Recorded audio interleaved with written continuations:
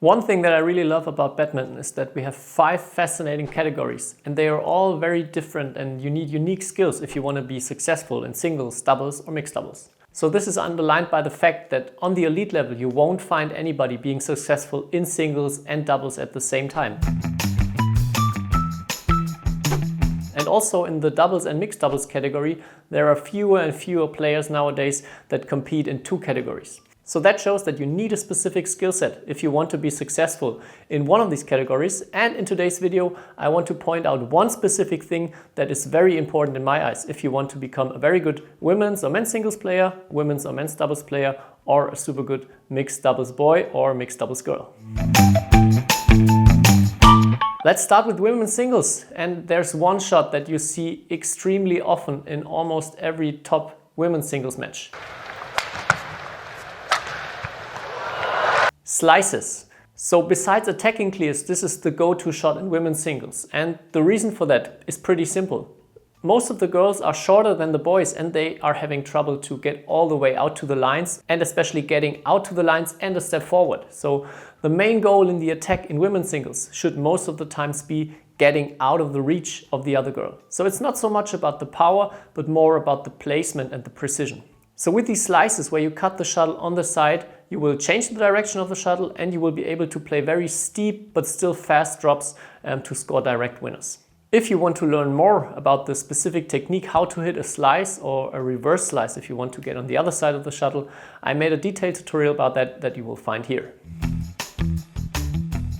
In men's singles it's a bit different, so there you will see a lot more power smashes, but for me this is not the most important thing that you have a super powerful smash, but I would always take a very good defense over a very good attack.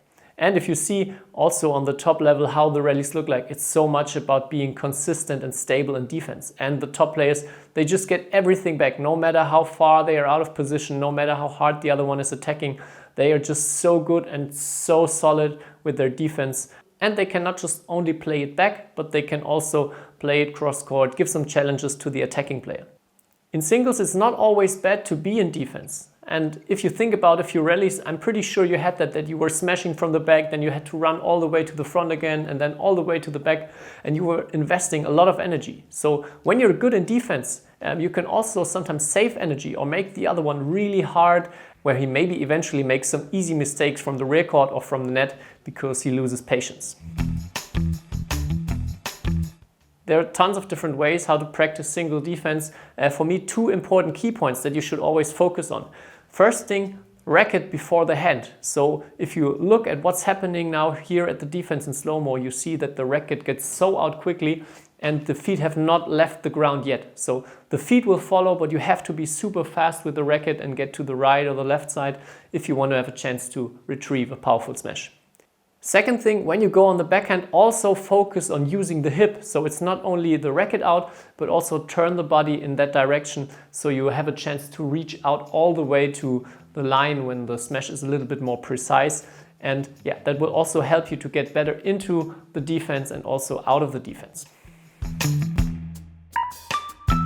If you have to name a category that is associated with long rallies, then you will most likely come up with women's doubles right away. And women's doubles is so much about working hard, being patient, being able to play these long rallies. And in terms of skills, the first thing that comes to my mind is the positioning on court and the movement in general. So it is so important for these long rallies that you are in a good position to place the next shot, to move the other pair around, and also to not make any unnecessary unforced errors. So when you have to hit the shuttle in the front or the back, it's obvious that you have to move forwards or backwards.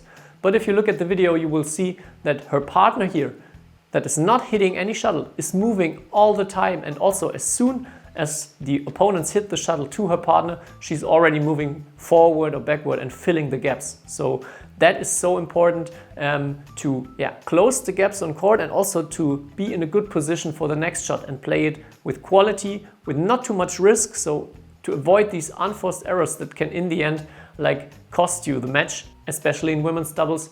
And women's doubles on top level is just physically extremely challenging. But you have to do that if you want to have a chance against good pairs, because it is so much harder to score easy points with the attack or in the service situation. Nice! Service situation leads me to the men's doubles part, and if you look at the statistics here, you will find out that so many rallies are already decided in the first few shots. Same in the other categories, but in men's doubles it's very extreme, because here there's also an extreme fight for the lift. So if you win the first lift to the rear court, chances are high that you're also winning the rally. So the fight already starts with the serve and the receive, so you need to be good in that area if you want to have a chance to compete on a higher level. So some specific recommendations, and let's start with the serve first. So the first important thing is that you need a very solid basic short serve from both sides to the middle of the court. So you can aim for the tee or a little bit in, and you need to play that serve with very good consistency, close over the net, and a serve that you can rely on even when you're having pressure and even when the stakes are high. Besides the two more important options, you need also a flick option, so you can play a long serve with a very short movement that is not easy to see, and second, another serve that goes into the grip change of the opponent. So you can place the shuttle that the opponent is not sure if he should take it with the backhand or the forehand. So there's already the first challenge that you can give to him with the serve right away. Also great if you are able to serve all the way to the outside, but that is definitely challenging in terms of technical skills, also if you want to disguise that serve, and it also makes it a little bit more complex in terms of tactics with your partner. When you receive, of course, there are tons of options, and you also depend on the serve that is coming towards you. But in terms of receiving a short serve, for me, two important things. First of all, you want to be high at the shuttle, and your racket should point upwards when you hit the shuttle in front of you. So that gives you way more options and makes it so much easier to put variation into your receive. And variation is the second thing.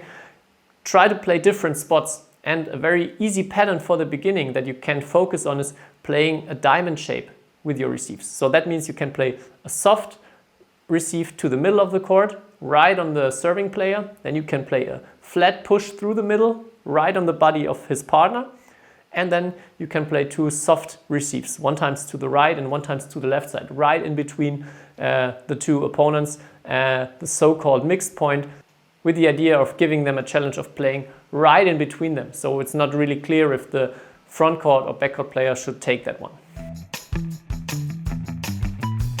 Last but not least, mixed doubles. And here often we have the situation that we have a physically stronger part on court with the man who tries to get more to the backcourt, and we have a woman that tries to push more forward, try to win the net, and finish off the rallies there. So if you don't have that physical difference in your games, then it doesn't make sense to play that kind of mixed doubles. But let's say we have that difference, then it also makes sense to focus on a specific skill set for mixed boys and mixed girls. And for the boy, like I already said, it's more about getting to the rear court, and for me it's about controlling the mid court and rear court and also setting up the girl. But what does that mean? So first of all, we need very fast legs, and especially we need to move fast from side to side. So that helps you to always get back behind the front court player, also cover the other side, and to avoid that your partner gets pushed back to the rear court. So that is the first very important skill: fast sideway movements and lateral quickness. In terms of shots, it's very, very important to be able to control the shuttle to the middle and also control the height, that in the best case it drops right behind the tape and your opponents are in a low position to hit the next shot. So that will make it super easy for your partner to control the net, and also for you to get back into a good position and to make the court a little bit smaller that you have to cover. So here a very easy example of an exercise where a feeder is standing in the middle of the court and playing different heights and different speeds to the mid-court and back-court, and you have to try to control everything to the middle of the court and see that the shuttle drops behind the net.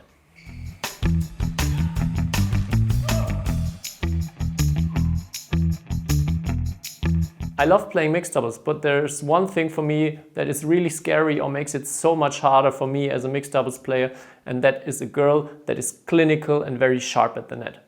So I just talked about controlling the shuttle to the net, but as soon as I feel that there's already a woman standing trying to kill it off, as soon as it's a little bit too high, that creates so much more pressure for me, and that will also make it harder for me to get confidence to play good shots to the net, and the same also goes for my partner. So for me, the best mixed double players in the world have a lot of courage, they are taking a lot of chances at the net, and they are also covering one side or one shot with 100%, and they are able to score winners also from situations where the shuttle is just a little bit above the tape. So for me, this is really the biggest superpower a mixed double player can have. And also here an easy exercise as an example. So the mixed girl starts at the net having a small advantage and hitting it downwards, and the one in defense tries to variate a little bit with the pace and sometimes plays a block to the net. And that's the situations where you want to be high on, want to be able maybe to kill it off or push it on the body of the one in defense and then be ready for the next one again. So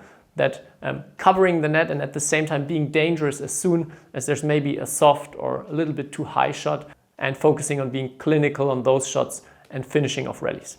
That's it, and I know there are so many more important skills, and it's hard to say what is the most important skill. It also depends on your individual playing style or playing type. If you have more questions about these kind of skills or others, and maybe want some more details, another video, let me know it in the comments below. Don't forget to leave a like for this video, and then I'm looking forward to see you in the next one. Bye bye.